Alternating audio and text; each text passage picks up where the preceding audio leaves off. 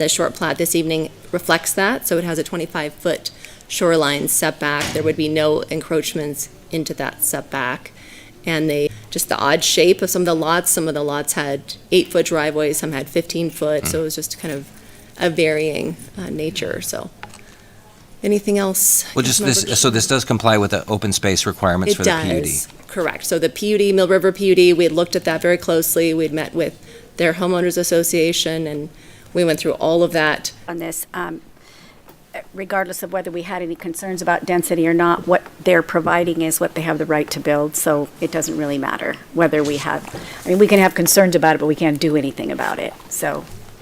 And that's true, but it also is, it's just, it was something that concerned me because it's right on the water. Right. And also the lot sizes are a lot smaller.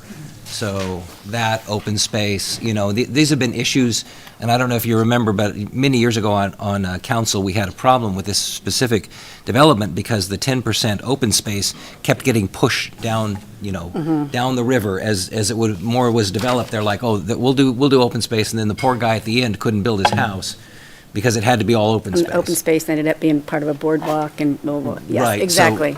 So this was just, it was like, well, wait, I remember this coming up before. I wanted to make sure everything was still kosher with it. It's good to double check. I just Yes. wanted to be clear that even though we have concerns and maybe we aren't happy about it, it's what they have the right to build. But we do have to approve it. So there we go. So with that, Joe, would you mind doing a roll call? Miller, Aye. Gukin, Yes. Gabriel, Yes. Wood, Yes. Evans, Yes. Thank you, everyone. Moving on. Resolution 25027. Chief, welcome. Thanks for being here. Thank you, Mayor and Council. I'm back again to talk about the training facility, and this time I brought photographs. I got to grab this thing. So this is an overhead of the location that we're talking about. This is the current police department.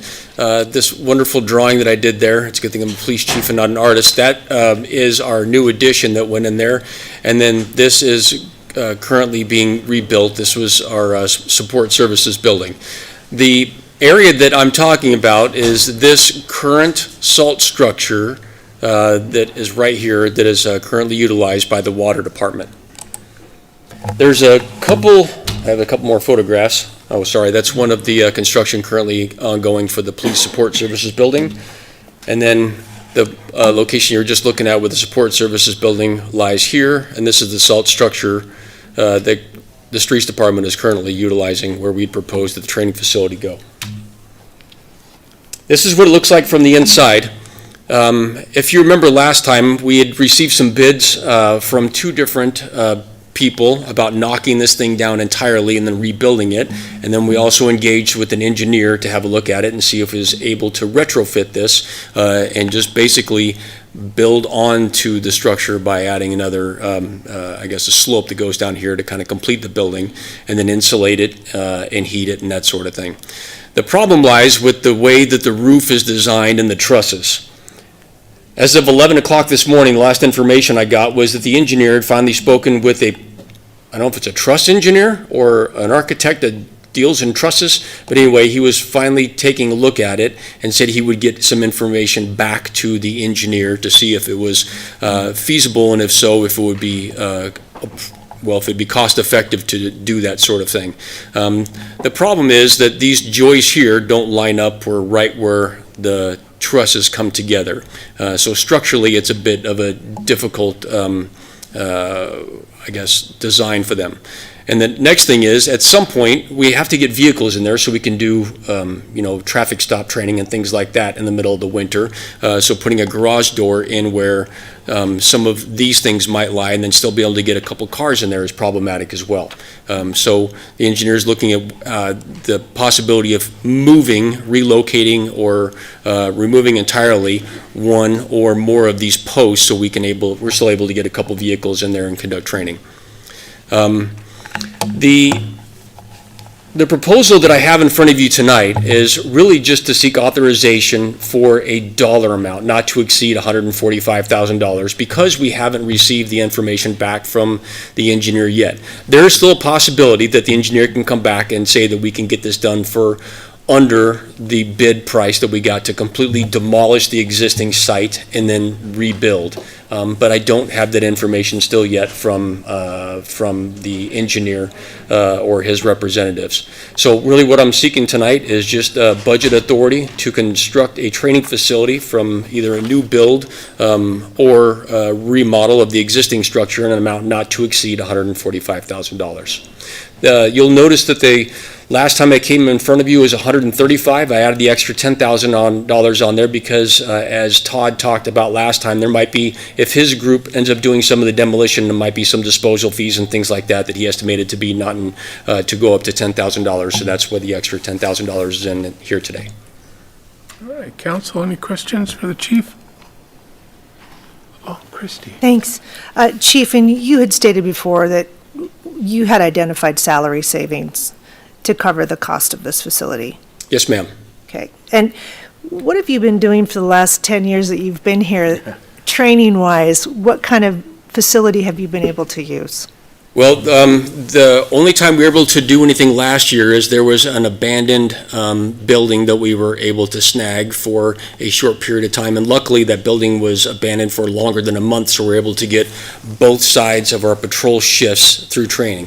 So the way our schedules are worked, there's 2 times a month when our shifts overlap, and so I have the majority of the folks there twice a month. Now, I still have to have folks working out on the streets and doing detective work and that sort of thing, so half the department trains on one Wednesday, and then 2 Wednesdays later, the other half of the department trains. It's really problematic, though, if we can't have a building or a location to train that doesn't get both those overlap days, because then I get half the department trained in something, and the other half of the department, it could be a year or more before they receive that training. So what we've done so far, the fire department was nice enough to move out some of their apparatus over this last winter and let us do a couple scenarios in one of the bays there. That's problematic, though, because of we train using, we call it simunitions. They're basically soap rounds that are very, very similar to a 9mm bullet that we shoot out of our Glocks, and we can do force-on-force training in there. Now, the fire department isn't very pleased when they have soap rounds going through their buildings and on their apparatus and things like that, and they do leave little paint marks and things of that nature, and so we try to be very, very limited in what we do there. And then there's a couple occasions over the last little bit when we're able to, when the weather was nice enough, do some training outdoors, just vehicle stops and things of that nature. But once again, it's few and far between. During the winter months, we really can't do anything outdoors at all, just because there's not a location to do it, and having folks out there for 10 hours in the snow or ice or whatever is a little difficult. Well, I think that it's been admirable what you've tried to do over the years, especially the in-service training, and you do in-service training not only because it's the right thing to do by our officers, but because it's required by law. But also, there isn't a big budget to send our officers off for individualized training. So we do a lot of that here. I think I mentioned last time at the council meeting that probably the biggest liability to a city is untrained officers, and we can't let that happen here. We've been very fortunate that you've done everything you can. So thank you for your presentation. I certainly support the request. Any other questions, comments? Kenny? Chief, one thing that I think drives us all nuts is having to touch something twice, and my only concern about this is that that's not big enough. And I know there's a footprint that you're going with, but I know it's kind of weird for us to say, is that enough money? And that's my only concern, is if you get there and see it and it's not, it's like, well, we have to try to build on again. We know how difficult that is as well. But just to make sure you're very comfortable with what's happening. I am. We've, over the years, we squirreled away some, I'm not sure how to put it, some old cubicles that allow us to have movable walls inside the structure, so we can change the design up for different scenarios and things of that nature, or move everything off to the side and get a couple vehicles in there as long as it's open enough inside to do so. I think a structure of this size, along with the outside area, being able to do scenarios for the SWAT teams and K-9 teams and things like that, and the design that we've worked together with Todd and his group to move the fence out in an angle, I think this would provide us enough room. And frankly, I guess to answer your question, there isn't a lot more space to go much larger than this where it sits. I think this total agreement with that. We need to build a new total agreement with that. We need to build a new building to put the salt in, first of all, and that is underway. So yeah, it's new building to put the salt in, first of all, and that is underway. So yeah, it's coming along just like a great plan does. So Good. it's in great shape.